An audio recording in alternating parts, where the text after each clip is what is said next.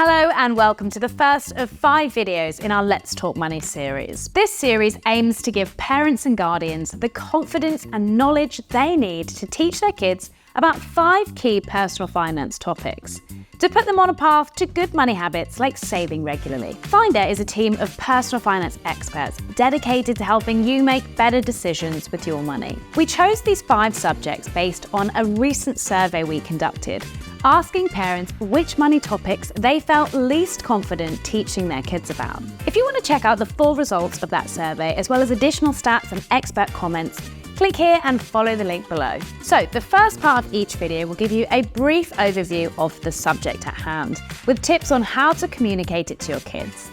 In the second part of the video, you'll find a fun game, challenge, or activity to help reinforce the learning. These videos are aimed at kids aged 6 to 12. We recommend following this order as a logical way to build your kids' personal finance knowledge. Okay, let's get stuck into budgeting and saving.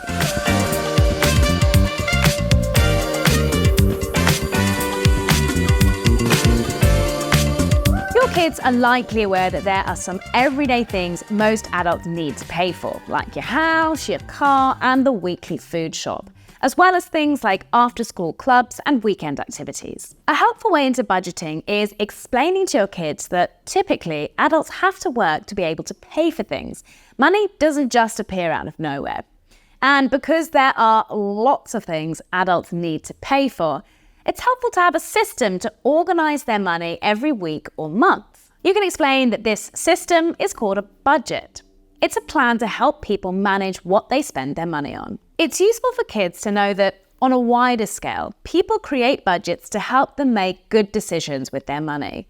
So they're not just for adults with lots of things to pay for. For example, a budget could also help your kids save up for a dream toy or an expensive game or phone. Creating a budget is all about priorities.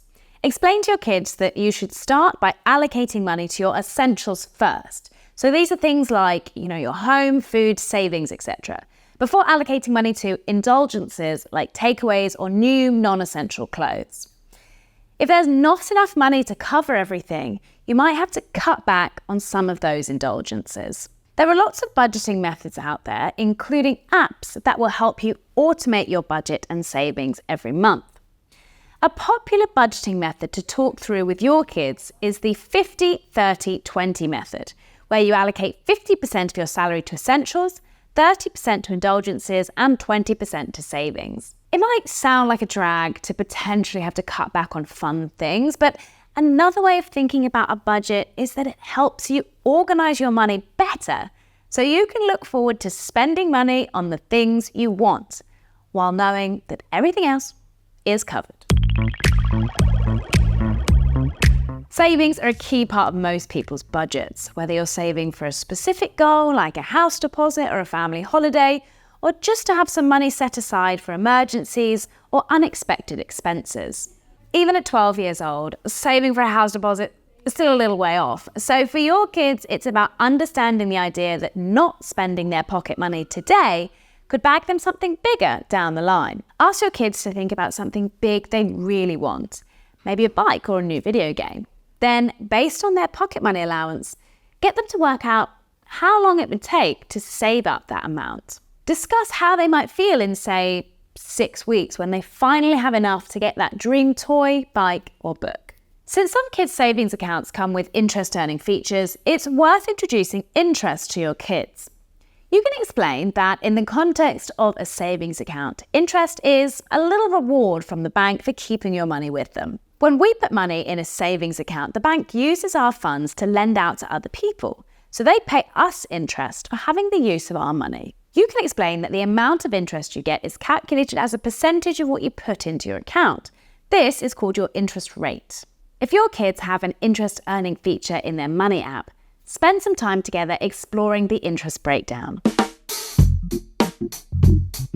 For this activity, kids will budget for their dream life based on a given salary. As well as your instructions, you will need 2 worksheets, one titled Essentials, the other Non-Essentials, and you will need both of these worksheets per player, as well as the 6 character cards and a die. Either load the worksheets and cards onto a device or print and cut them out. Each character card is numbered 1 to 6. Take turns rolling the dice to choose your card. Keep the character cards secret until they have all been chosen. Once the character cards have been assigned, take turns reading the profiles aloud to one another.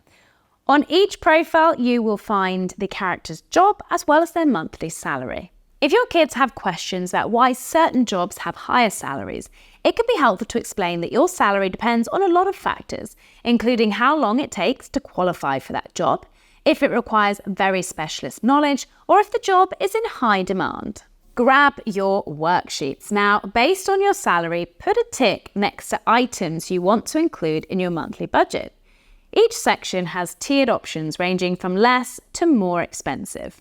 For example, when choosing a house, you have the option to choose between a flat, a 2-bed house, or a mansion with a pool. You must tick one item in every section. However, on the non-essential sheet, there is the option to tick no pets, for example, or the option to tick a free item, like choosing reading or running as your hobby.